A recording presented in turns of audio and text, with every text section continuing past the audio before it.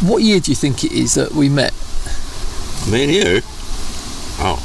2007, 6, something like that.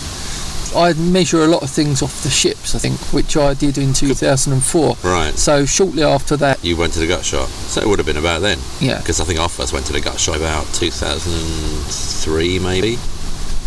Okay. So it must have been... So when you went to the Gutshot, where was it? Well, Clerkenwell Road. Okay. You didn't get in on the Russell Square? No. Okay. Oh, well, Russell Square. Well, there was they hosted it over a pub for a while, didn't they? Yeah. I didn't go there. Okay. Russell Square, I don't know what you mean. Well, I know that it was in Russell Square. I know it was above a pub. I know that it had various incarnations. Right. And I think of the main Gutshot as the Clerkenwell Road. Yeah. Particularly when it was all crammed into the basement there with the fish pond full of smoke. Right. Yeah. That's before they opened next door. That's what I remember. Because they took the bar next door, and that allowed them to have, some pretty big tournaments. Those were the golden years. They were the golden years. Yeah. And it was like a family. It was pretty friendly, wasn't it, back then? Well, yeah. I mean, it's because of Derek, really. Yeah. It had this. I mean, I don't swallow it entirely whole, but remember that it was the Gutshot Poker Collective, wasn't it? It was. It was a poker collective, probably for tax reasons. Yeah, yeah. The early chips said Poker Collective on them. Yeah. I don't. The later ones didn't. So, yeah. I mean, it never really was. I mean, it wasn't, but it was. It had that mystique about it. What it had was, on the break for a tournament, everyone would sit down on their leather sofas and discuss how to play certain hands. Yeah. So you had. Unlike a lot of places where everyone just wants to fleece everyone else and they don't want to share any knowledge because they want to keep the players bad, people were analysing hands and developing each other, and it seemed to turn out quite a few good players. Well, it did, didn't it? Yeah. I mean, who was there out of there? You had the Hendons, Pros Bansey. Who did you just mention? The Hendons, which you had Carl Marholtz used to play there. Pros Bansey. Well, he was quite late. I mean, because Praz and even James Aikenhead, I think, were big before Carl was. Yeah, but you had the Chatter brothers. Roland de Wolf. Did Ram Schwari play there? I don't remember him. I don't remember him, but I don't remember him at the Gutshot. I know he was known to people at the Gutshot. Nick Passau. Yeah. Yeah, Woody was played there, but Woody again was already. I think he'd already won his World Heads Up thing by the time he turned up there, hadn't he? Yeah, you got J.J. Hassan of the of the Dragon's Den fame. Yeah, well, he's out now, isn't he? Yeah, you had the Mad Yang of the Thailand killing fame. The Thailand suitcase murderer, yeah. You had, now, Neil Channing and Victoria Corrin, they used to play at the Vic, but they did come down on the odd occasion when the Vic's power failed. Right. Well, Neil much more than Vicky Corrin. Yeah. And of course, Jesus. Michael Arnold. Michael, is that a Jack or is that a King Arnold? Yeah. Michael, seat 3 here. Of the prison fame. No, who was I thinking of? The later, Richard Grieco. Richard Grieco was an excellent player. Yeah, but he struggled there for years. He struggled for years and years. I mean, when did he have his first really big result? It was only a couple of years ago now. No, I think it was earlier than that. He won the Brighton EPT or something. Oh, okay. Which was, I don't know what year that was, but he won some bracelet event a couple of years back. I mean, he was an interesting character. Because he spoke with plums in his mouth. Everyone thought he was really upper class, and there was a bit of resentment, I think, because of that. I never took him that way. I mean, I took him. No, I heard people talk about him negatively because of that, but I mean, I thought he was a good bloke, and he played the best hand I've ever seen live, which was between him and a Canadian guy, Keir something or other. Used to be a backgammon professional. I remember Keir. And yeah, they've seen a flop both out in the blinds. I'm thinking Keir Starmer, but that's a politician, isn't it? Yeah, and a bad politician. And there was Keir somebody else who was in 2001 A Space Odyssey. These are the only Keirs I know of those three. Keir D'Elia was the one out of 2001. There you go. Okay. Well, I think he was called Keir. Anyway, he was a Canadian guy, I remember him. backgammon player, and when computers programmed Snowy, kind of killed the backgammon scene because everyone ended up playing the same game. He played a Gutshot, and he played a reasonable game of poker. Well, now poker snub's killing the online poker business, isn't it? Well, yeah, history always repeats itself. But the best head it rhymes. Yeah, as they say. Well, Keir played a hand with Richard Grieco out the blinds with multiple re-raising and the most dangerous ball you've ever seen. I think they were all picture cards, straightening, flushing and pair balled by the end, and they were both like chip leaders in the tournament, so they had masses of chips compared to the blind, and it was like a re-raise all in pass situation, right, where Keir's managed to push Richard Grieco off the pot. And as a professional dealer, you shouldn't look at the cards as you take them in. But in those days, I was prone to peek, and I peeked at his cards, and he had pocket twos or something. all right. So he couldn't believe he was winning. But he's basically done it because he's seen Richard Grieco count down what he's got left after his final bet, right, and he's realised that Richard Grieco doesn't think he's winning. That's why he's counting whether he's still got a playable stack after he makes this bet. Right. So one of those examples of a physical tell. Yeah.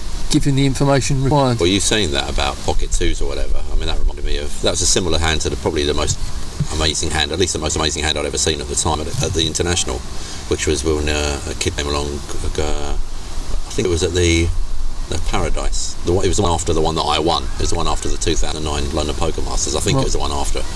And it was that kid Jags, who was like an Indian kid, very big online player. Needed a similar thing to, I can't remember the guy's name. But yeah, the guy had like 70% of his stack in. He had about 40% of his stack in on the river, and then he bluffed half of his remaining stack, and this good kid Jags check raised him all in the rest of his stack on, like, again, the most dangerous board you can imagine, like a king queen 10-10-4 board, and he check raised him on the end, and then showed him pocket twos after he folded, which was just, I still can't wrap my head around that to this day. No, I mean, this was a raise, re-raise, all in pass, and you don't see that kind of action normally. Most players can't get away from a hand when it's, they've got that much invested, and he just knew that it was going to work.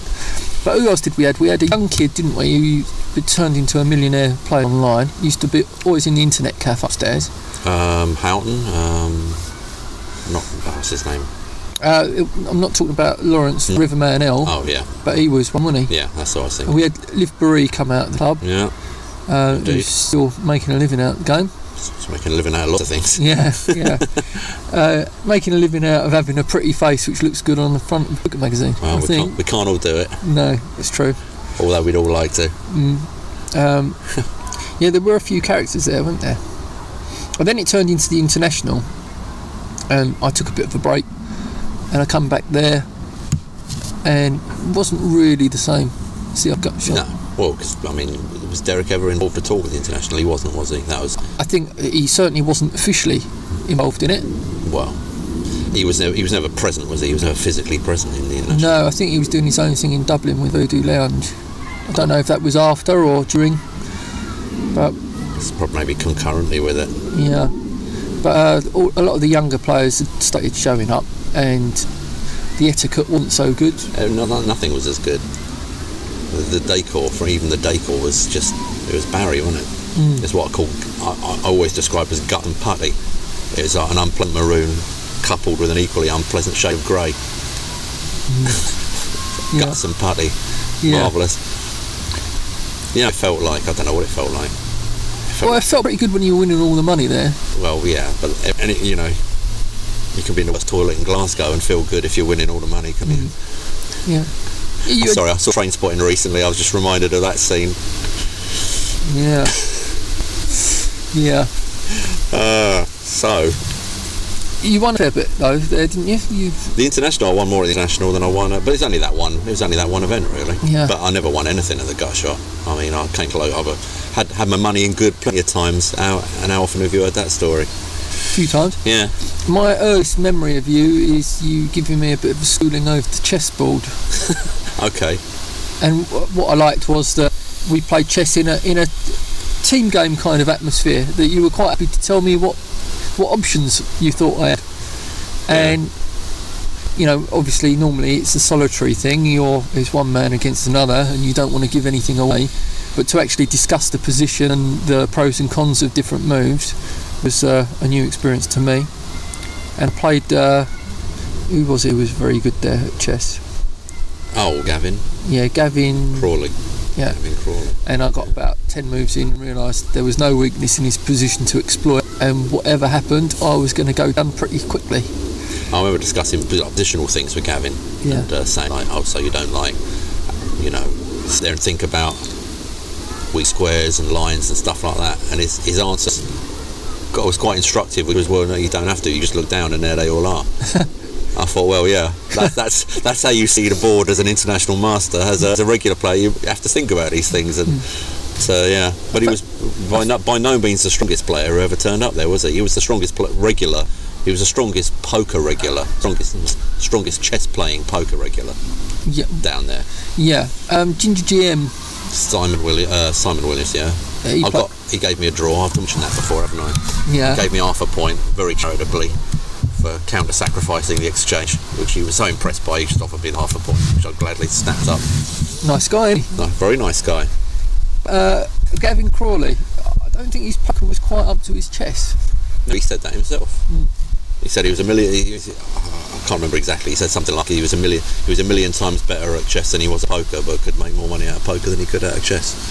Which, But I never got the story straight. I mean, I did get the story straight, but I'm not sure that the straight story that I got was really the truthful story, which was that he was like one norm off of a GM when he quit chess. It seems a very odd time to quit, unless he like one norm off with a month to spare and no events to qualify. So he gave up because, why not? Because you're not going to get it anyway. But it just seems like an odd thing. You just get, if you can get that title, you would get that title, wouldn't you? Well, did he get into the top 100? He didn't get in the top 100 chess players, did he? Or British? Yeah, he might have. He said wouldn't have got in the top 100 world. No. British maybe. He got a draw off Kasparov though. That takes some doing. In a simul probably.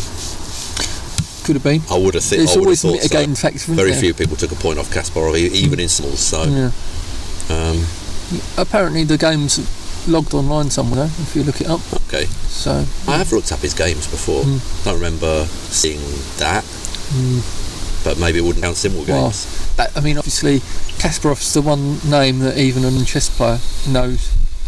So I think probably on the database he's quite hard done by, because I remember looking up his games and not finding very much of note, unfortunately. Sometimes it's hard to find games. I remember I was looking up one of the Polgar sisters games, right. And if you in Polgar Immortal, it gives you the wrong game because it gives you the wrong sister, and you can't find the Immortal from the other sister, which I think was like some bizarre queen sacrifice, or there was something of note in the game. Yeah. It's an interesting game I wanted to look back at and I could never find it. But yeah, chess, backgammon, it all went on there. Yeah, very casually. They should have made more of it. Prop betting. I'm sure there was. Giddy's old prop bet, you remember that one? He'd bet a player, like he'd say he'd name 3 cards and say he'd bet him like 10 quid. Yeah, I've made a few quid with that bet myself. It was just hilarious to see that work week after week after week. Name, you got 3 cards to name, and I'm going to bet you even money that one of them comes on the flop. Yeah, that's it. And it's about 55%, isn't it? No, it's more than that. If you think about it, if you simplify the deck and say it's a 50 card deck, so each card represents 2% of the deck, and there's 4 of each denomination of card. Right. You've got 4 2s, 8 times 3s, 24% per card, and you've got 3 shots on the flop. Yeah, I remember working it out. I remember working it out, and it wasn't. I don't think it was that big, but I think it was. Let's say it was something between 55 and 70%, which is my estimate and your estimate. I think it's more like 55. It was something like it's a good bet for the person offering it. Yeah. And nobody ever worked out in their head remotely accurately enough to realise it was a bad bet. Everyone always took a bet. I didn't. I used to lay the bet. Yeah, but nobody ever turned you down, did they? Yeah. Really? Yeah. There were a few players there wise enough. The older players. Well, basically, when you offer people a bet in a snooker club or in a poker club, they know there's a reason you're offering the bet. Most people are not offering bets where they've got a good chance of losing their shirt. Yeah, no one wants to give you a fair edge. No. They all want the edge in their favour. So the fact that you're offering the bet, they know you're trying to have them over. I think that's why the young players would fall for it, because they wouldn't have heard it before, and B, even though they would realise that how can this guy be offering me a bet that's a good bet, they wouldn't be offering it if it was a good one. They'd still trust their own completely insufficient capacity to work out the odds and then they'd figure out, no, that must be a good pair. I got taken for a score at the Gutshot, and I remember this. Losing £20, something which is deeply ingrained in my memory. Argument with a Scotsman trying to buy in for Scottish currency. You never lost that much in Zelensky dollars, though, did you? You probably only lost a couple of quid on that bet. Oh dear. Scotsman comes to the counter, right? Tries to buy in with Scottish money. Couldn't he do that? It's legal tender, he says. Yeah. I said, it's not legal tender. We're in England. Okay.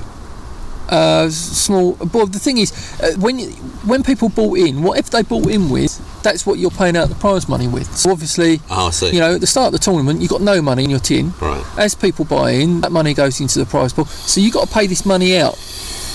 Well, fair point. Not everybody wants to accept Scottish money. It's not the end of the world, but just being pedantic, I said, haven't you got English money? Who wants this Scottish muck? I said, I think. And he's given me a dressing down. It's legal tender. I said, it's not legal tender. We're in England. Anyway, there's a bit of a hoo-ha. I accept it, but someone in the discussion says, I bet you 20 quid it's not legal tender. And he accepts the bet. And they said to me, it's not even legal tender in Scotland. That sounded a bit fishy. How can Scottish money not be legal tender in Scotland? Okay. So I accept the bet, £20. Right. And we look it up, and it's the only legal tender in Scotland are coins of the realm. Because there's multiple Scottish banks, there's Clydesdale, right. There's Bank of Edinburgh, they can issue their own notes today. They all issue separate notes. Good God. And it's listed as acceptable tender. Oh, okay. So, which is subtly different from legal subtly, tender. very right. subtly, but subtly enough that I lost 20 quid. Yeah, so subtly you lost 20 quid and you can't bet them. Yeah, I lost 20 quid of proper English money, the legal stuff. Real money. Yeah. But apparently, people don't actually understand what legal tender means. If you go into a shop, it doesn't mean they legally have to take your money. Right. It means you have to legally accept it as settlement for a debt. Okay. It doesn't mean that if someone goes into Greg's with a £50 note and tries to buy a sandwich for £2.60 or whatever a sandwich costs these days. They don't have to accept the note. No. They don't, and they don't actually, as a matter of policy. But is that not having to accept the note, or just simply not having to accept the business? Well, Greg's have a policy they won't get £50 notes. So okay. It's the note they've got the problem with, not the customer. Okay. We could get onto the subtleties of supporting gay marriage on cakes. Well, you've heard about that one? Oh well, yeah. There's a case where it's been thrown. Was it appealed and won? The appeal was won. Yeah, they found that the baker was within their rights not to have put a political message on a cake which they disagreed with. Fair enough. As far as I'm concerned, don't know how far that would have to go before I disagreed with it. If you couldn't get a gay wedding cake made because all bakers were so homophobic that no one cooked you a wedding cake, But how can you compel someone else to do that? That's the point. This is, unfortunately, it's your problem, not the baker's. Well, this is the problem with positive rights all round, though, isn't it?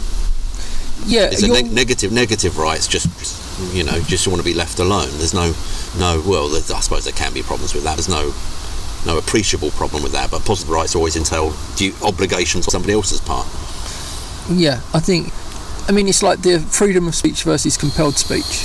I don't think anyone should be compelled to say anything. And as far as freedom of speech goes, I've got a very wide stance on that. Yeah. I think it should stop at the point of endangering other people or inciting violence. Even the man giving that hideous speech on the plane. Yeah. You have the right to be a dickhead. Well, yeah, you can't legislate against stupidity. No. People have the right to say stupid things, and by saying things and getting the reaction that you're wrong and being shot down teaches you quite a lot. And if you're afraid to voice an opinion for fear of getting shot down, you can't actually. I wish I could remember the author. An author who was a favourite of mine at the time, and I wish I could remember who it was, but I can't. He was talking about when he was young, his brother wouldn't let him play with one of his toys or something, and he went to his dad and complained that his brother wouldn't let him play with his toy, and his dad turned around and said, well, that's the way it is, your brother has the right to be an asshole. That was it. And that's like, it's a good lesson to learn when you're a kid. Yeah. It causes you an awful lot of problems if you don't learn that lesson, and you're trying to learn it as an adult, because you're so ingrained with the idea that somebody else is obliged to do your bidding on some respects. Nobody owes you anything. What do you think of the caravan, the migrant caravan company, the Honduras? Is it Honduran? Are they from Honduras and various other? That one I haven't been following so much, but I would instantly take the view that you've got as much right. Everyone thinks, I've got a right to go anywhere I want in the world, and they forget that people have a right to protect their own country and their own environment, and they've got as much right to be left alone. So it's a balancing act, and I think the state has to make decisions as to who can come and who can't come. There's a good article about that in the Spectator at the moment, the current Spectator by Lionel Shriver, who, by the way, I've got tickets to see a week on Tuesday, but you'll probably be working, won't you? If you're not, I've got a spare ticket. You're welcome to come on. I'll have to check my... Yeah, do check it. Check my diary. Because I'd quite like someone to go with, and I haven't got anyone at the moment. Okay, so I'm the last resort. You're the second resort at the moment, not necessarily the last one. You're the second one. Second out of three. I bought it with one person in mind who I thought, you're bound to want to go see something, and something of that nature would have thought, and she just never even got back to me on it. So. Oh, it's a female. It's a female. Yeah, it's not like that though. It's just someone who I went to an RSA event ages ago, and she was saying about a year ago, if something else pops up, we must go and see something else sometime. And so a year went by and nothing came up, and then this came up. Okay. Anyway, I've thought about you this week. Are you a MGTOW? Oh, we're going to go there, are we? Yeah. All right. Are you a MGTOW? I would say so. Yeah. But not. But with lots of caveats attached to it, because I don't go on MGTOW forums, I don't watch MGTOW videos anymore. I don't much think about MGTOW, so actively speaking, the answer's probably no. But in terms of how do I think of myself, and is it do I have my own version of a philosophy that I would call MGTOW that I still subscribe to? It would be a yes. So okay, because I've been at sort of corporate parties, corporate poker events, and you just think that all the people who run these, normally all just women, getting lots of nice signals off them, smiling and laughing, but then feeling, I'm in a professional capacity here, so it's like, where do I draw the line? Do I pursue, do I not pursue? And then thinking, do I actually even want to pursue? Because the hassle that's of this, the real question, isn't it? Yeah. That's the only real question. So basically I've come to the conclusion... And are they wearing a Me Too t-shirt? Because if they are, then you might be in trouble no matter what happens. So I've come to the conclusion that emotionally and logically I've got a lot of dissonance, because my logical position is, why do I want to put myself through all that? The risk to the reward is just not worth it. Yeah. But then emotionally, you think back to happy days in the sun, happy nights in the sack, and when women are smiling at you and acting flirtatious, it's a honey trap. Well, And when I've discussed this with women, they've all said, you're bitter. They've said, you're bitter. And the example I've given in return, the way that I look at this is like, when I was in the snooker clubs, I lent a lot of people money. And a lot of people didn't give me my money back. You don't tell them you're just a strong independent man. I should have done that. Maybe that would have, you lend people money, they don't pay it back. You realise, hang on, it's human nature that a lot of people are dicks, and you do them a favour and they don't put you first in their thoughts. They don't think you have to chat around for your money, etc, etc. You've done someone a favour, it turns out a hassle. So just stop lending money. Someone who decides that they're not going to lend anyone money, are they described as bitter? Well, the question I was going to ask is, when the issue is, are you bitter? The question to ask is, are you bitter? And I'm bitter. Well, I can be bitter about individual relationships I've had. Sure, but do you carry around a great sack of bitterness which you're constantly stroking to revive the vitality of? I don't do that. Well, I don't think you do. I don't get that impression. Yeah, you see, that this is why my simile with money lending. Right. When you lend someone money and they don't pay back, you're resentful. You're a bit bitter over it, but you move on.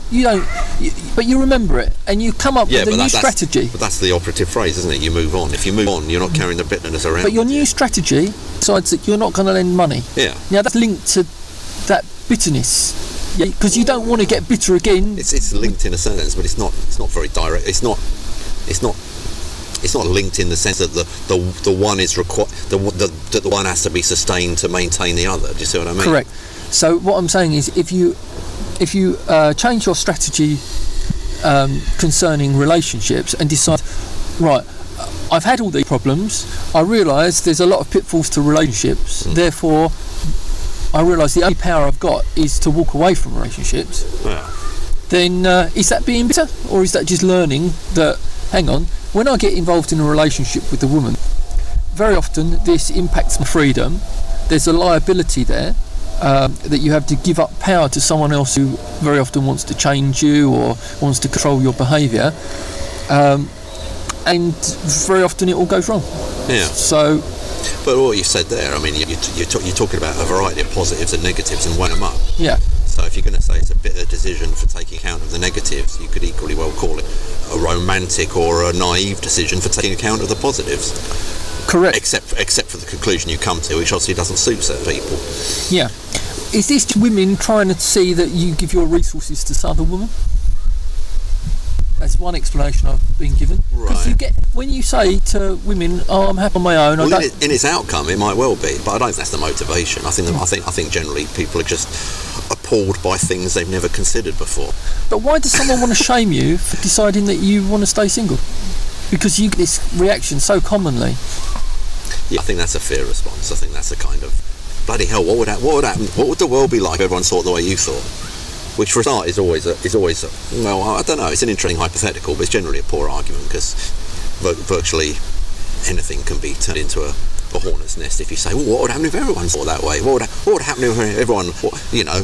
Well, it's a good thing everyone doesn't. You go down a boxing club. What would happen if everyone was down a boxing gym turning themselves into handy fighters? You know, the place would be chaos. Well, maybe, but everybody's not going to do that. And even if that did happen, it doesn't necessarily have to go that way. I don't. Okay, well, it's getting a bit chilly. Yeah. I'm shivering here. Need to get moving again and then get some. Okay, let's get some food. Another form of foldable inside me. Okay, cheers for that. Yeah, no, that was fun. I wasn't too performative.